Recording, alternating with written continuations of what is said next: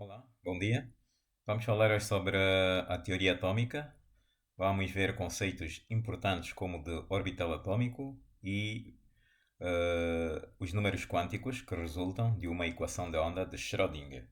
Assim sendo, começamos por fazer um recorrido sobre o caminho percorrido por alguns filósofos na altura, até chegarmos ao conhecimento atual sobre o modelo atômico. Então, aí tem algumas considerações que são tidas em conta até nos dias de hoje, não é? Que foram apresentadas, ou que foram contribuições de Demócrito, Leucipo, sobre a indivisibilidade da matéria e sobre os limites das partículas, não é? Conhecimento que data de muitos anos. E aqui temos as teorias de Aristóteles, que rejeitou o modelo de Demócrito, e a teoria dos quatro elementos, que são ar, fogo, terra e água, que vingou naquela altura em que a ciência ainda tinha poucos argumentos para poder comprovar os fenómenos que hoje são já científicos e comprováveis. Assim sendo, o modelo de Demócrito permaneceu na sombra, como estão a ver, em mais de 20 séculos. E já no século XIX tivemos então as contribuições de John Dalton, através do seu modelo denominado modelo da bola de bilhar, onde se podem ver os postulados que aí apresentamos. No entanto, o modelo de Dalton teve um problema que uma, não esteve acabado, portanto, não explicou a eletricidade nem a radioatividade. Isto é o que se deve ter em conta, não é? Que foi uma das insuficiências do modelo de Dalton. No entanto, através do seu modelo, saíram estas leis ponderais, que são a lei da composição constante, lei da conservação das massas e a lei da, das proporções múltiplas. Temos aí os exemplos para poderem entender estes conceitos. Depois então surge o modelo atômico de Thomson, que é conhecido como modelo do pudim de passas. Todo mundo conhece o modelo, o pudim e as passas, portanto, tem mais ou menos a estrutura que aqui se está a observar. Sobre este conteúdo não necessitam memorizar a experiência de Thompson como tal, mas é importante ter em conta que já Thompson, naquela altura, eh, disse que, portanto, descobriu que a carga total do átomo seria igual a zero, não é? Que é o que se conhece hoje, embora o seu conhecimento, ou o que ele exteriorizou sobre o que pensava sobre o átomo, não é tal como o temos no modelo atual. E o modelo atômico de Thomson foi depois derrubado, não é? Ficou ultrapassado através de Rutherford. Aqui temos outras individualidades, não é? Que derrubaram o modelo de Thomson, porque aqui estes já tratam questões um pouco não, mais avançadas, que já estão relacionadas com a radioatividade. Sobre esta, esta informação que aqui está, também não precisam ter lá como eh, com detalhes, não é? Então aqui é para saber que através destes dois investigadores, porque já podemos chamar de cientistas, começou a era da radioatividade, porque já era ciência. E entre os símbolos desta área da radioatividade tem o casal Curie, Pierre e Marie Curie, que foram Nobel da Química pelas suas descobertas. Assim sendo, então, já a partir deste momento começam as grandes contribuições sobre o novo modelo atômico. Não é? Apresentamos aqui a experiência de Rutherford para quem interessar, não é? Quem quiser saber o que é. No entanto, Rutherford já aparece depois de Thomson, como estiveram a ver, e através dessa experiência é que o modelo dele pode demonstrar que avançou um pouco mais em relação ao que Thomson tinha postulado. Assim sendo, Rutherford, com Rutherford já se pode comparar o sistema solar com o sistema atômico, não é? Mas já com Rutherford, ele já consegue dar a informação, não é? Já contribuiu de que a massa do átomo encontrava-se totalmente, ou a maioria da massa encontrava-se no núcleo e que corresponde com a verdade, não é? E que no núcleo encontram-se as partículas positivas, que como hoje nós conhecemos, que são os prótons, e que os eletrões encontrar-se-iam movimentando-se ao redor do núcleo, não é? E numa eletrosfera, e que também se confirma até hoje. Assim surgiu então o conceito e mais propriamente o conhecimento sobre o átomo nuclear, não é? Que difere em termos de comportamento e movimento dos eletrões, difere do movimento dos planetas à volta do Sol.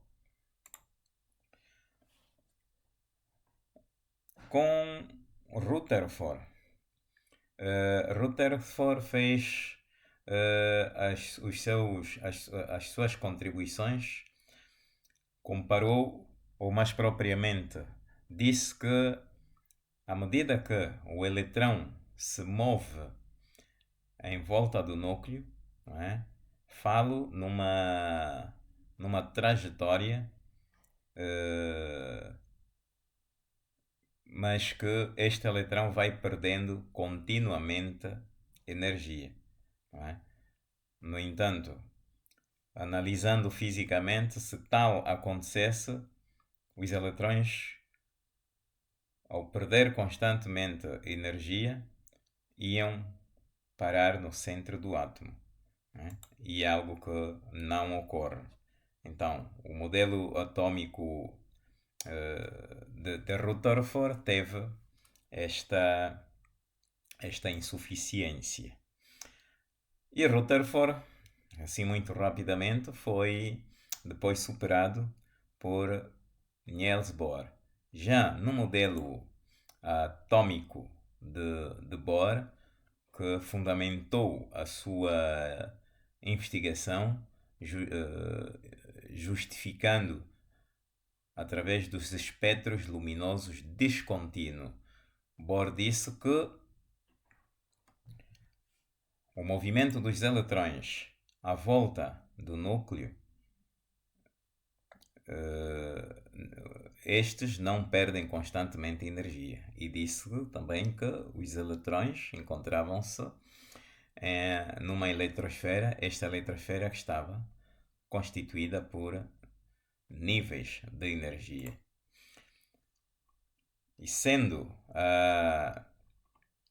o nível de energia com o nível de energia tendo uma energia constante, o eletrão, como estão a ver aqui nesta segunda figura, só pode sair do seu nível habitual para um nível mais externo se ganhar energia, se o átomo ganhar energia. Não é? E que esta energia ganha, que é suficiente para poder mover o eletrão do seu nível, não é? Onde o átomo encontra-se no estado fundamental, para outro nível mais externo de energia, é o que recebe o nome de quantum ou fotão. Pode-se dizer um quantum de luz ou um fotão de luz. No entanto, este mesmo átomo também pode perder esta energia recebida. E quando o átomo perde esta energia recebida, o eletrão, não é? Que deslocou-se para um nível mais externo, naturalmente, ao perder este eletrão, ao perder esta energia, o eletrão volta para a posição inicial. Então, foi Bohr que, através da sua experiência, pode demonstrar que Rutherford, os seus postulados tinham insuficiência. Então aqui temos esta matéria, que é sobre a descoberta do neutrão. É só para que vocês tenham conhecimento, porque estão a estudar a engenharia química, mas nós não vamos entrar em detalhes. No entanto, é importante já aqui conhecer que, através do modelo atômico de Sommerfeld, descobriu-se que os níveis energéticos estão compostos por subníveis de energia que são S, P, D e F, e que os eletrões percorrem órbitas elípticas, não são circulares, não é como tal, são elípticas, não é? Na eletrosfera.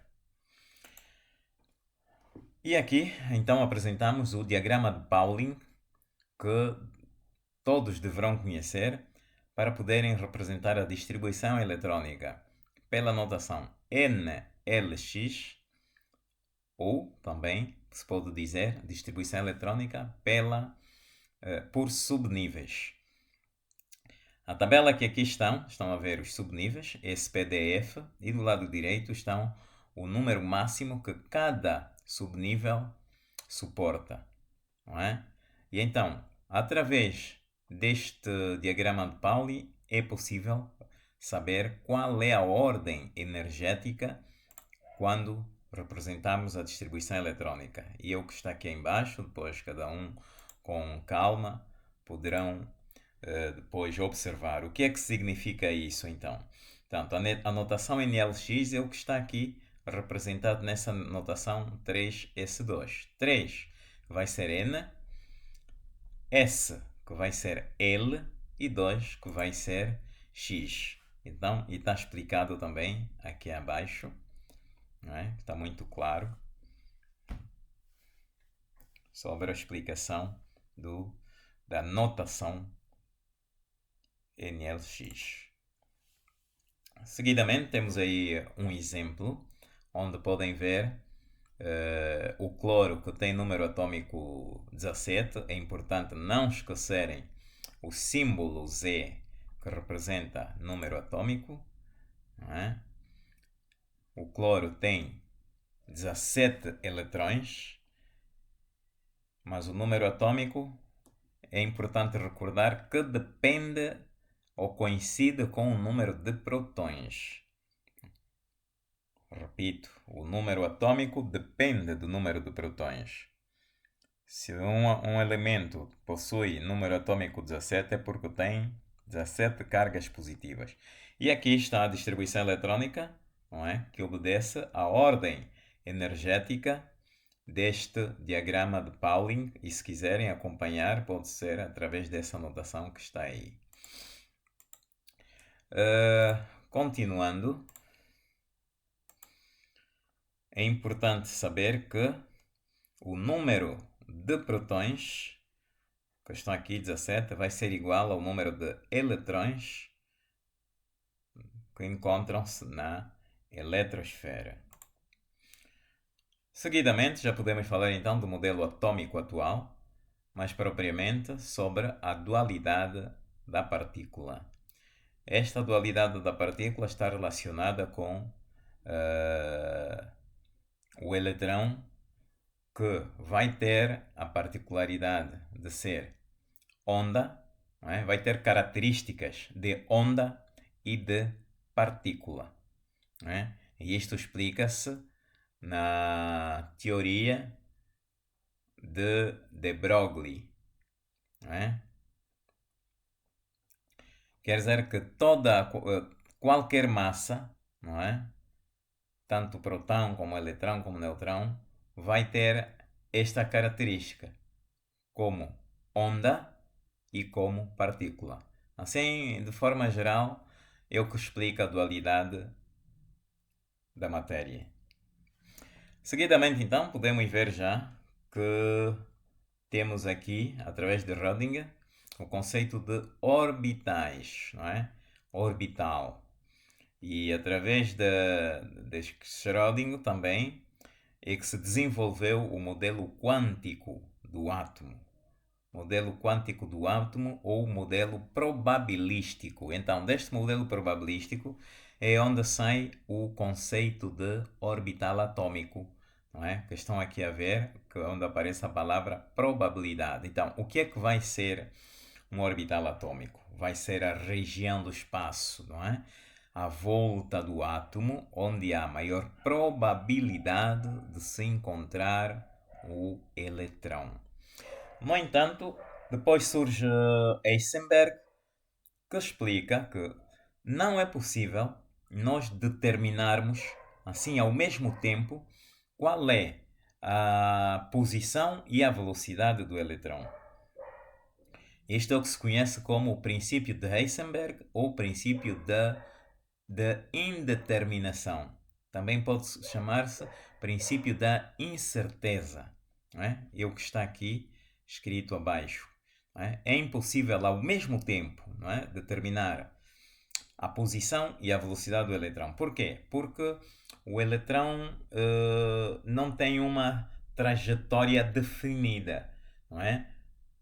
O orbital atômico é uma nuvem e o eletrão não tem uma trajetória muito definida e é difícil que em determinado ponto onde passou antes seja o mesmo lugar onde volte a passar. E também é difícil saber a que velocidade irá. Por isso é que a palavra probabilidade é provável, não é? Que passe por ali. Por isso aí o nome de a incerteza. Este outro experimento, que depois a quem interessar poderá dar uma vista de olhos, que também serve para consolidar o conhecimento sobre a dualidade onda-partícula, como estão a ver aqui estas duas palavras coloridas. Não é? Seguidamente, então, já podemos falar da parte quântica, não é? Vão observar aqui este conteúdo nós já falamos sobre Heisenberg, o princípio da incerteza, que depois poderão ver aí já com calma o que é e como é que podem entender em palavras mais fáceis. Seguidamente temos aqui uma expressão sobre o momento, não é? Que também depois poderão ver calmamente, não tem ciência nenhuma, quer dizer que não tem dificuldade nenhuma de poderem entender. Portanto, está relacionado com a mecânica quântica. Assim sendo,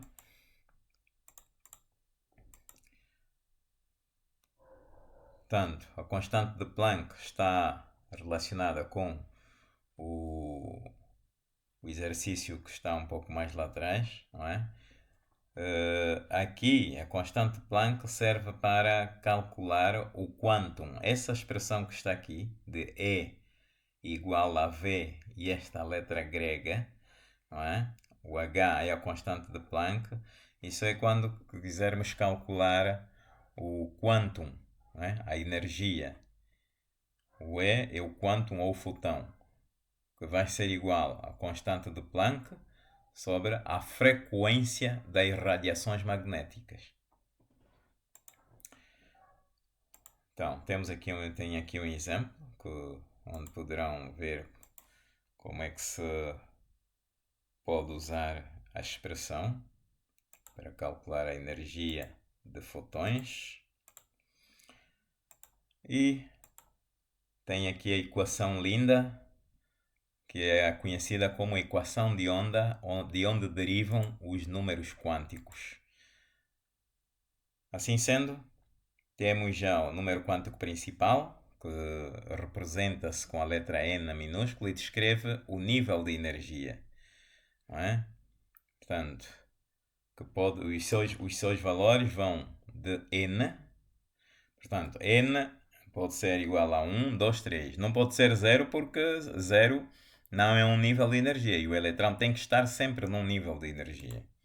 Depois temos o número quântico subsidiário ou azimutal, representa-se com L, mas para ser mais fácil,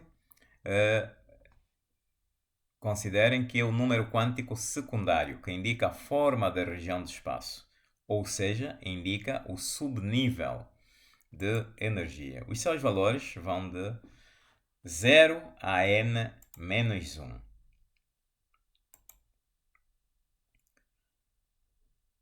Então, aqui está o conceito de orbital atômico que deverão fixar, não é? Que é a região espacial do átomo, não é?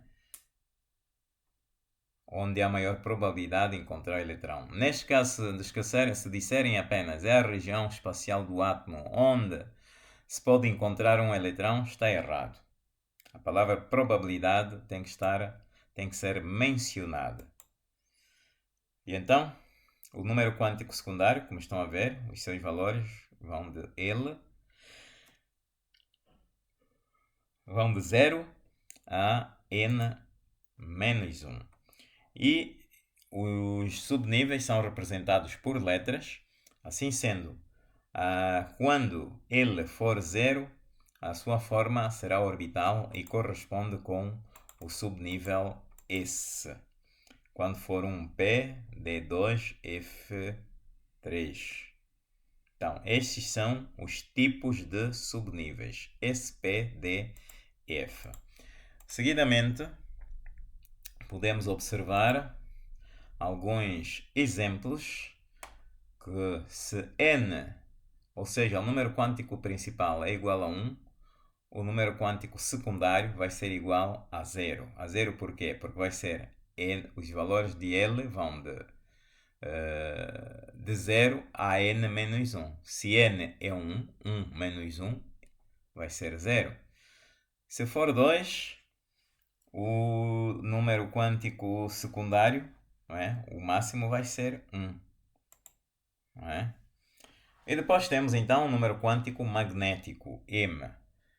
Aqui é importante que fixem o seguinte: já que o número quântico principal, o N, dá-nos o nível, o secundário dá-nos o subnível, o número quântico magnético dá-nos o orbital atômico. Porquê? Porque os subníveis estão constituídos por orbitais. E os seus valores vão de menos L a mais L, como podem verificar aqui. E vamos ver então que se M, quando M é igual a 1, indica que o seu subnível tem 3 valores. Vai ser menos 1, 0 e mais 1. Portanto, são 3. E, finalmente, temos o número quântico de giro ou o número quântico de spin, que dá-nos a orientação do campo magnético do eletrão. E seus valores podem ser mais 1/2 ou menos 1/2. Assim, então, apresentamos todos os números quânticos, que são 4, que são os que nos permitem caracterizar, identificar, localizar um eletrão no átomo.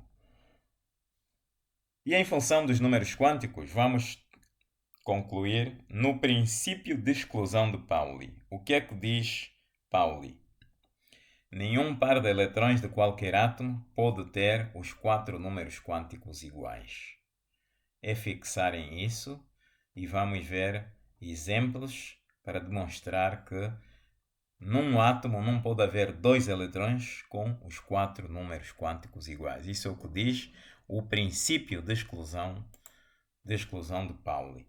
Aqui temos uma tabela onde se pode ver o número portanto, os níveis, subníveis, os orbitais e o número quântico spin, que dá a orientação do campo magnético, ou seja, a direção do giro de cada eletrão. E podem ver já o número máximo de eletrões